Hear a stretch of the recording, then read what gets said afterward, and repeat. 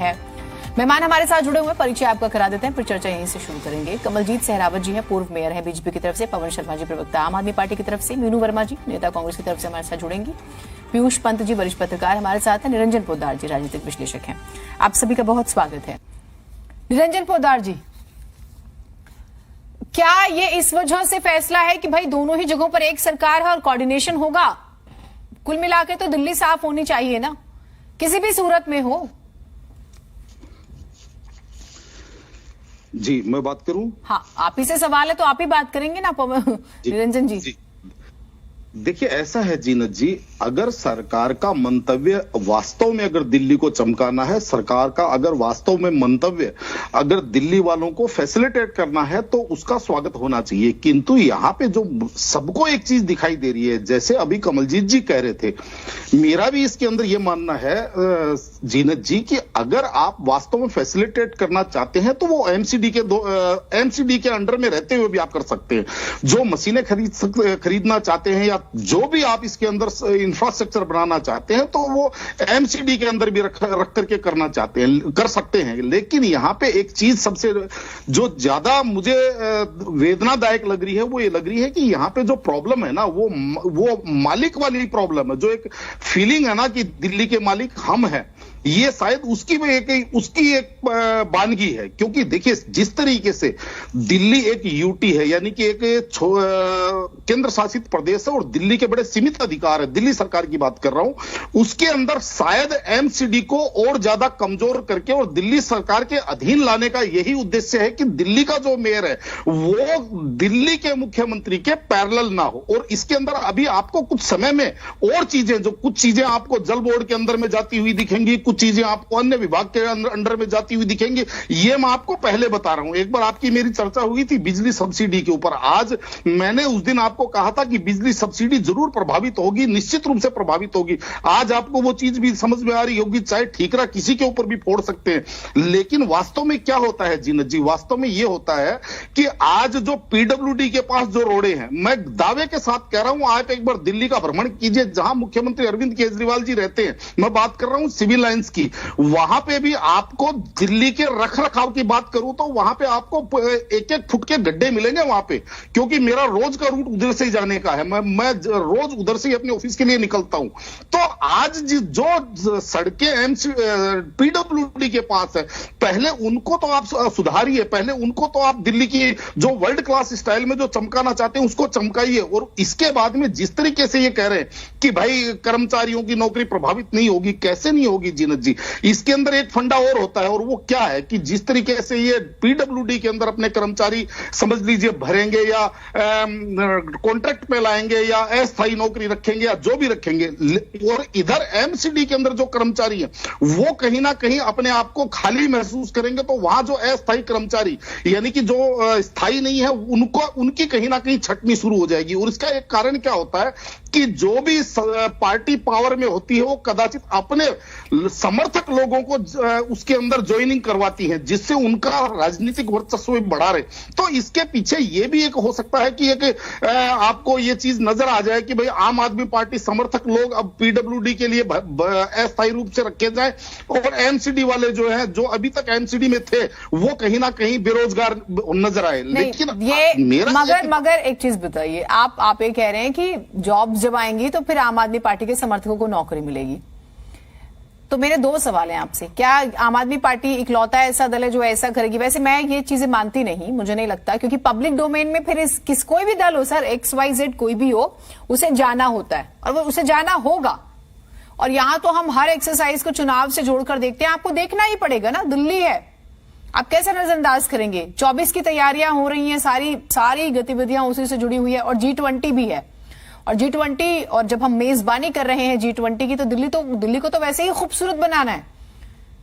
अब मजेदार ये है कि कुछ हिस्सा एमसीडी के पास है, कुछ हिस्सा दिल्ली सरकार के पास है, और केंद्र का भी कुछ काम है।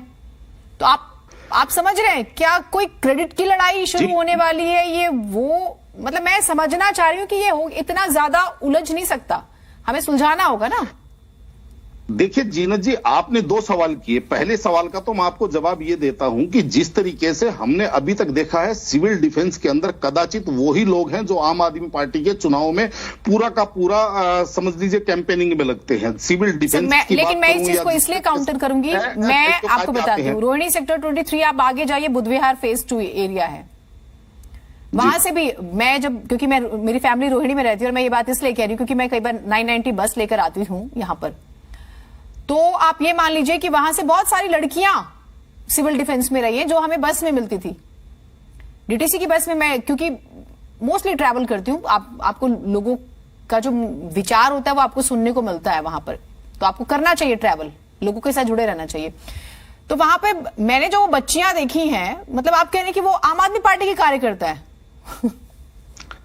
देखिए जीनत जी, इसको आप नकार नहीं सकती, लेकिन यहाँ पे संख्या का बल के अगर आधार पे देखेंगे तो चाहे जैसे गाड़ी वो light on, red light on, गाड़ी ऑफ, इस स्कीम के अंदर भी जो लोगों को दिहाड़ी बेसिस के ऊपर जो लाया गया था, ये मैं आपको कोई हवाई बात नहीं कर रहा हूं, मैं भी इसी समाज के अंदर रहता हूं, लोगों से मिलता हूं, और जिस तरीके से आप कहते हैं, मेरा भी सारे दिन मेरा पब्लिक ग्रीवेंस का ही काम होता है, तो मेरा भी सारे जिस तरीके से ये एक तरह का आप ये मान के चलिए जो भारतीय जनता पार्टी समर्थित लोग हैं, उनकी ये शिकायत है कि भारतीय जनता पार्टी हमारे को उस तरीके से फैसिलिटेट नहीं करती जिस तरीके से आम आदमी पार्टी अपने कैडर को फैसिलिटेट करती है। ये भी आप इस चीज को पोद्दार जी, फाइनल कमेंट।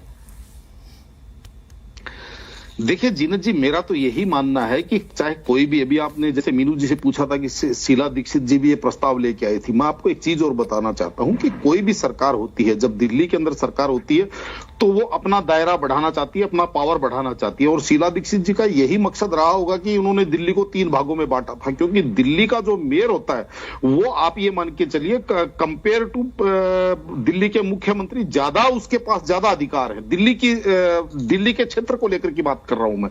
तो कहीं ना कहीं ये एक ईगो वाली चीज भी होती है कि मुख्यमंत्री मैं हूं लेकिन आधिपत्य उसका ज्यादा है, तो ये भी एक सबसे बड़ा कारण होता है। और सबसे बड़ी बात, अगर दिल्ली सरकार वास्तव में जनता का काम करना चाहती है तो मैं एक बात बताना चाहता हूं, इनके पास बहुत सारे काम है। देखो फ्लाईओवर, कितने फ्लाईओवर बने, कितनी रोडें नई बनी, कितनी स्कूल बनी, कितनी कॉलेज बनी, कितने नए हॉस्पिटल्स बने, कितने क्या मतलब बहुत सारा, और कितनी डीटीसी की नई बसें आई, ये बहुत सारा काम है दिल्ली सरकार के पास। लेकिन वास्तव में कहानी क्या हो रही है?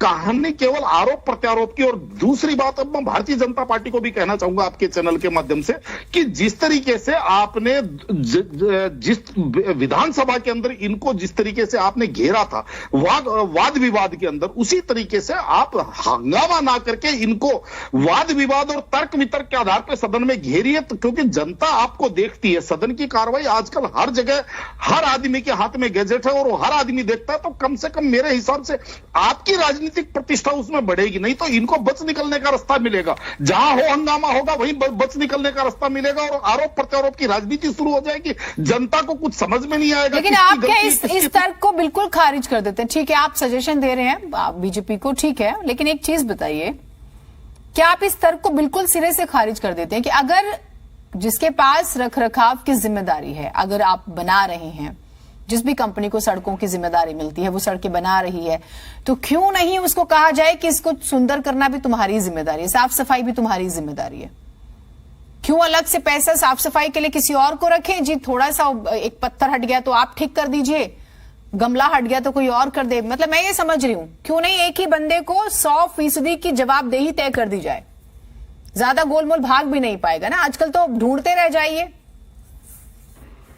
मेरे से पूछ रहे हैं आप ही से सवाल है मेरा सर।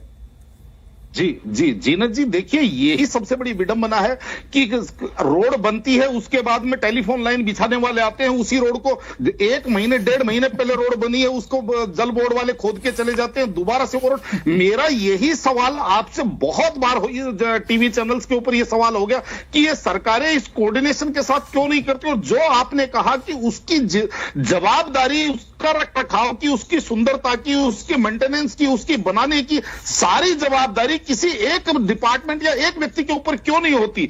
जिससे, क्योंकि देखिए सीधी सी बात आपको मैं बताऊं, यहां पे कुछ ना कुछ इंटरेस्ट वैसे भी होता है कि जितनी बार ठेका निकलेगा, जितनी बार जितना काम विभाजित होगा, उतना ही ज्यादा उसके अंदर देखिए मिठाई मिलेगी।